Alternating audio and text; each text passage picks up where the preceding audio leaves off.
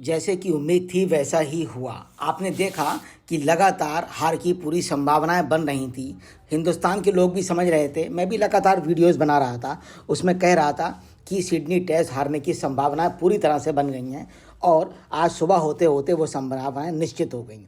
उसके बाद भी भारत की बॉलिंग परफॉर्मेंस ठीक थी, क्योंकि प्रसिद्ध कृष्णा ने 3 विकेट निकालकर ऑस्ट्रेलिया को हिलाकर रख दिया था। बुमराह की अनुपस्थिति थी, वो चोटिल हो गए थे।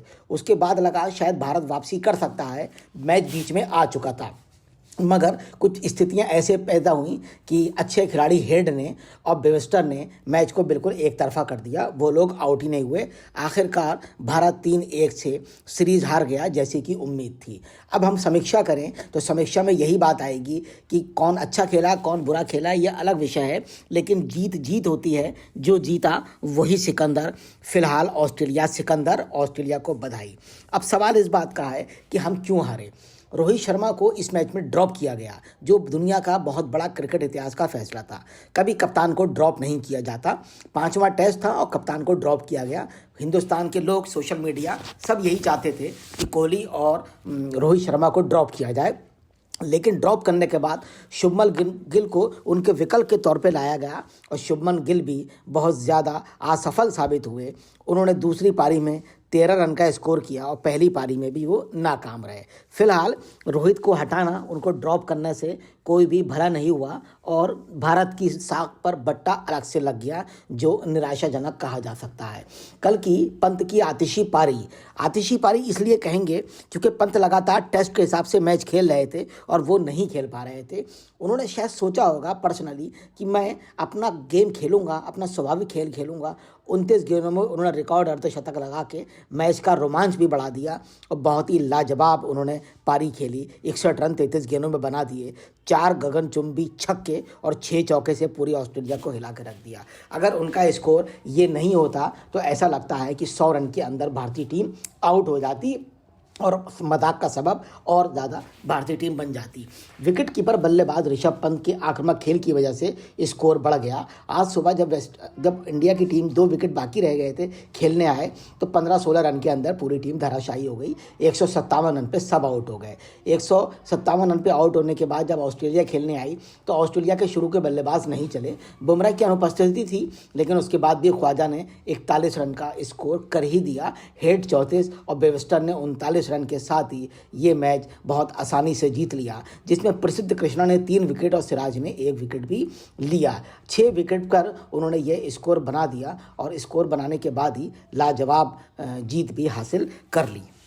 ऑस्ट्रेलिया को 161 रन का टारगेट मिला।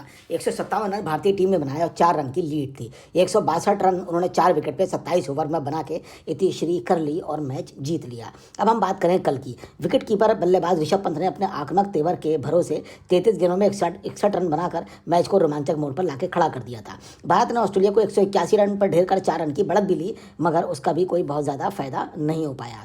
आपको पता है कि कुल बढ़त 145 रन की हो गई थी। अपना 150वां अंतर्राष्ट्रीय मैच खेल रहे पंत ने कल 5000 रन भी पूरे कर लिए। कल एक दिन में 15 विकेट गिर गए थे और इस स्थिति के बाद भी हम मैच पे कंट्रोल नहीं कर पाए। सबसे ऋषभ पंत की पारी की सबसे बड़ी खूबी ये रही कि उन्होंने पंत की इस पारी में भारत को दूसरी पारी में शर्मसार होने से ही बचा लिया, क्योंकि सीम और उछाल लेती पिच पर अन्य भारतीय बल्लेबाज संघर्ष करते हुए नजर आए। पंत ने अगर अपना स्वाभाविक खेल नहीं खेला होता तो भारत निश्चित तौर पे 100 रन पे आउट हो जाता। पंत ने बोलैंड पर छक्के के साथ अपना खाता खोला और छक्के से टीम के 100 रन भी पूरे किए और छक्के से ही अपना 29 गेंदों में अर्धशतक भी पूरा किया। कप्तान कमिंस को मजबूर होकर सीमा रेखा के पार क्षेत्ररक्षक लगाना पड़े। कमिंस ने पंत को आउट करके अपनी टीम को बड़ा विकेट दिलाया। स्टार की गेंद पर लगाए गए पंत के छक्के दर्शनीय लग रहे थे और हो भी गए थे। बुमराह जो आज मैच बॉलिंग नहीं कर पाए मैच में, उसका कारण उनके पीठ में ऐंठन था। उनका स्कैन भी कराया गया। जसप्रीत बुमराह मैच के दूसरे दिन शनिवार को पीठ में ऐंठन के कारण स्कैन करवाने के लिए स्टेडियम से बाहर चले गए थे। इस दौरान कोहली ने कप्तानी संभाली। स्कैन कराने के बाद वो वापस ड्रेसिंग रूम लौटे। लंच के बाद अपने स्पेल में 1 ओवर फेंकने के बाद बुमराह साइड स्ट्रेन में परेशानी में नजर आ रहे थे, इसलिए आज उन्होंने बैटिंग तो की, मगर बॉलिंग के मामले में उनको आज 1 ओवर भी देखने को नहीं मिला। मगर तारीफ करना पड़ेगी प्रसिद्ध कृष्णा की, उन्होंने इस मोर्चे को संभाला और 3 विकेट भी हासिल किए। बुमराह ने 47 साल पुराना रिकॉर्ड भी तोड़ दिया। 32 विकेट जसप्रीत बुमराह के ऑस्ट्रेलिया के खिलाफ इस सीरीज में हो गए। वो एक विदेशी टेस्ट सीरीज में सर्वाधिक विकेट लेने वाले भारतीय गेंदबाज बन गए। उन्होंने इस मामले में अपने हमवतन बिशन सिंह बेदी को पीछे छोड़ दिया, जिन्होंने ऑस्ट्रेलिया के खिलाफ 1977-78 में श्रृंखला में 31 विकेट हासिल किए थे। वो रिकॉर्ड बुमराह ने तोड़कर भारत का नाम इस हिसाब से रोशन भी कर दिया। अब हम बात करते हैं कि भारत की पारी की। भारत ने 185 रन पर सभी आउट हो गए थे। ऑस्ट्रेलिया पहली पारी 181 रन पर आउट हो गई और 4 विकेट की लीड मिली। भारत 157 रन पे पूरी टीम अलविदा हो गई। 4 रन की लीड के साथ 161 रन का टारगेट दिया गया, जो उन्होंने 162 रन 4 विकेट पे 27 ओवर में बनाकर जीत हासिल कर ली। ऑस्ट्रेलिया ने लाजवाब खेला, पहला पर्थ हारे, उसके बाद उन्होंने मुड़कर पीछे नहीं देखा। अगर बरसात नहीं हुई होती तो ये अंतर 4-1 का होता और निश्चित तौर पर और ज़्यादा बेइज्जती होती। फिलहाल 3-1 से भारत इस सीरीज़ को, इंपॉर्टेंट सीरीज़ को हार गया है। अब हम बात करें रिकी पॉन्टिंग की। वो रिकी पॉन्टिंग ने सीरीज़ होने से 1 महीना पहले कहा था कि मैच ऑस्ट्रेलिया, तो सीरीज़ तो ऑस्ट्रेलिया ही जीतेगा, मगर 3-1 से जीतेगा। तो आश्चर्य इस बात का है कि ऑस्ट्रेलिया के खिलाड़ी, ऑस्ट्रेलिया के बोर्ड कितने चतुर और कितने समझदार हैं, क्या उनकी प्लानिंग होती है। हम वहाँ मैच जीतने के लिए गए, बुरी तरीके से हार कर आ गए और उन्होंने संख्या तक बता रखी थी। प्रशंसा करना होगी रिकी पॉन्टिंग की कि उन्होंने पहले ही तय कर दिया था कि कैसे कैसे मैच जीतेंगे और कौन सा मैच हारेंगे।